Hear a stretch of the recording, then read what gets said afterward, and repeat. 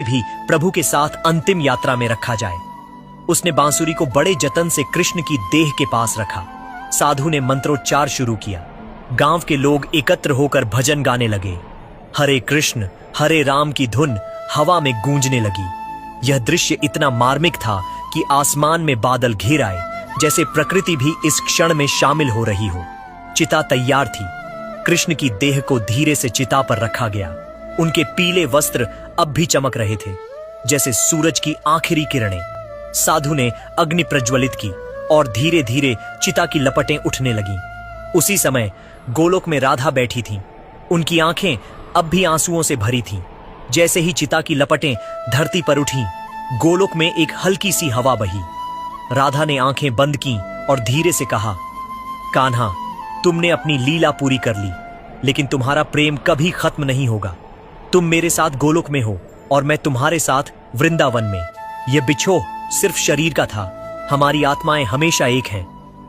उनकी आवाज जैसे हवा में घुल गई और वह धुन धरती पर उस चिता तक पहुंची। गांव वालों को लगा कि हवा में कोई मधुर स्वर गूंज रहा है, जैसे राधा की आत्मा कृष्ण को विदाई दे रही हो।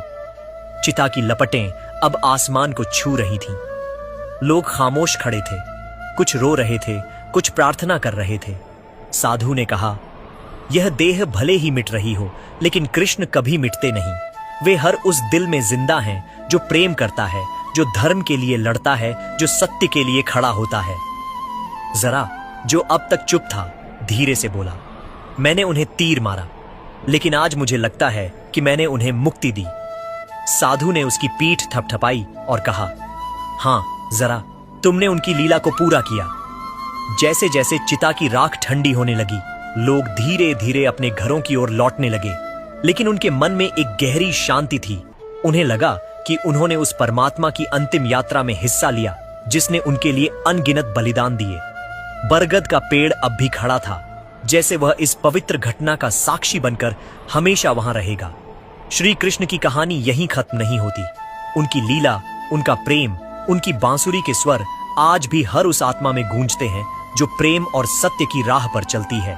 द्वारका का वह राजा, वृंदावन का वह ग्वाला और कुरुक्षेत्र का वह सारथी आज भी हमारे बीच है, हमारे भजनों में, हमारी कहानियों में, हमारे दिलों में। अब इस कहानी को और गहराई से समझने के लिए अपने विचार हमारे साथ साझा करें। नीचे कमेंट करें और बताएं कि श्री कृष्ण की यह अंतिम यात्रा आपको कैसी लगी।